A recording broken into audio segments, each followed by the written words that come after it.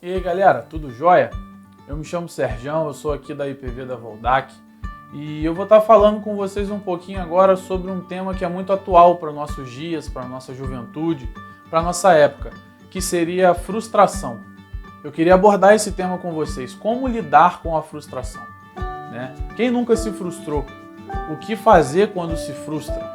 Então é um pouquinho do que a gente vai falar hoje. Eu peguei a definição exatamente de frustração, que quer dizer assim, estado de um indivíduo quando é impedido por outrem ou por si mesmo de atingir a satisfação de uma exigência pulsional. Falando português claro, é quando alguma coisa dá errado. É quando alguma coisa sai diferente do que a gente planejou para nós. E aí? O que a gente faz?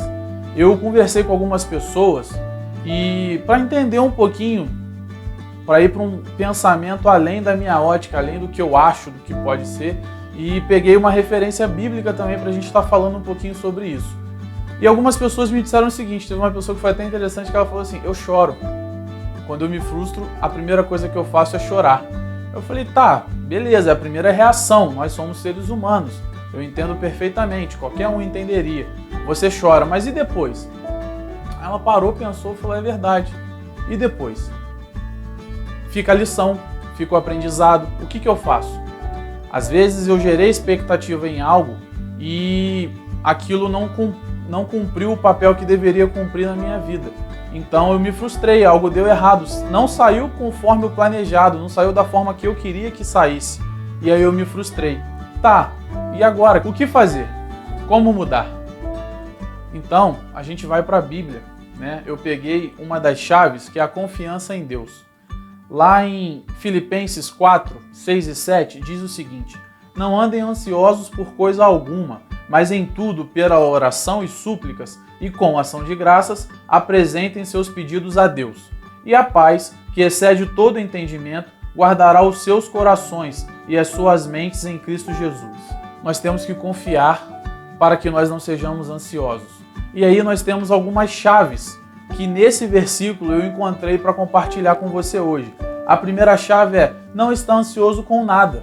Como assim? O que seria ansiedade? A gente ouve muito falar esse tema de ansiedade hoje. Ansiedade é exatamente excesso de futuro. É quando nós não confiamos em Deus, literalmente. Quando nós ficamos pensando todo o tempo que alguma coisa pode acontecer, que aquilo consome o nosso pensamento, que aquilo consome a nossa mente. Isso é ansiedade. É quando você não consegue se desvencilhar, quando você não consegue organizar os seus pensamentos dentro de si para você conseguir cumprir as suas tarefas. E você não gera uma expectativa que algo bom pode acontecer, mas você fica ansioso. Você fica pensando demasiadamente no seu futuro. E como que a gente não anda ansioso? A primeira coisa que está falando é, nós temos que orar e suplicar. Ou seja, nesse verso a gente está aprendendo que com a oração e com a súplica, com o relacionamento com Deus, nós vamos diminuir a nossa ansiedade. Com o relacionamento com Deus, nós vamos conseguir conduzir o nosso dia a dia, conduzir a nossa caminhada. Às vezes falta para nós um pouquinho disso, um pouquinho de parar, recalcular a nossa rota e falar, poxa, peraí, o que eu estou fazendo com a minha vida? Por que eu me frustrei? Eu estou ansioso que algo aconteça, mas eu não criei uma expectativa em Deus. Eu estou indo pelas minhas próprias forças, está errado. O conselho que eu deixo para nós hoje nesse sentido é isso. Nós temos que parar, nós temos que orar, nós temos que buscar um tempo de qualidade com Deus para que Ele cuide de nós. A segunda chave que eu vejo é a ação de graças que o versículo está falando. Mas pela oração e súplicas e com ação de graças. O que seria uma ação de graças? Gratidão.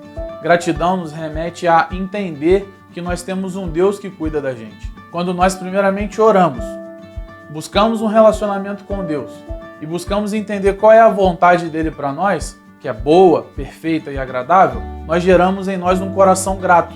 Nós passamos a entender melhor o que Deus tem para nós, nós passamos a aceitar melhor as vontades dele para nós. E tudo o que acontece é permissão de Deus, então nós temos que ser um pouquinho mais gratos. Às vezes a gente reclama tanto do nosso dia a dia, às vezes a gente toma alguma atitude precipitada, não para pensar, não para pedir uma direção de Deus. Já parou para pensar que às vezes o seu líder está te dando uma direção de Deus e você está buscando em outras coisas? Talvez na internet? Já parou para pensar que às vezes o seu pai, a sua mãe é liderança sobre a sua vida. Às vezes não, seu pai e sua mãe são liderança sobre a sua vida, são autoridade sobre a sua vida e Deus está usando eles para falar com você, mas você não está ouvindo. Agradeça pelas oportunidades que você tem no dia a dia.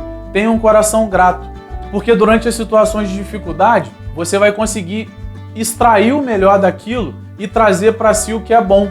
Às vezes você passa por um momento de dificuldade, você gerou expectativa, mais uma vez eu falo, você ficou ansioso para que acontecesse, você lutou com as suas forças. Aí é que tá. Você não depositou perante Deus.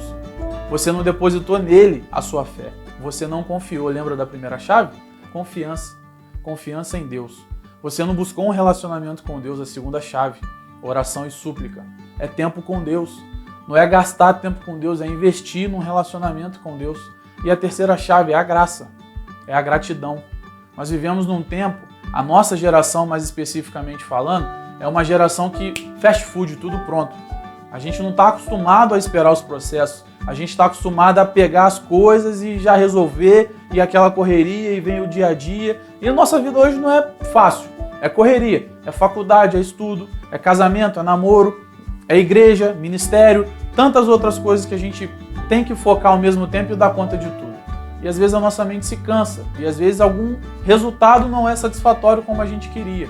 Por isso vem a frustração. Mas o que eu queria deixar para você é isso. Como resultado de ter uma vida de oração, como resultado de agradecer a Deus por tudo que você tem, como resultado de confiar nele, você vai ser uma pessoa mais grata. Você vai ser uma pessoa que vai pensar duas vezes antes de fazer e principalmente vai buscar uma direção de Deus, porque você sabe que uma direção que você toma por si mesmo, você pode se frustrar, você pode errar e você pode derrapar nessa caminhada. Para concluir, eu vou te falar o seguinte: imagina uma criança. Pode reparar que toda criança, quando está perto do seu pai, confia. Uma criança sobe no lugar mais alto e fala pai. Quando o pai olha, a criança já está pulando no colo do pai.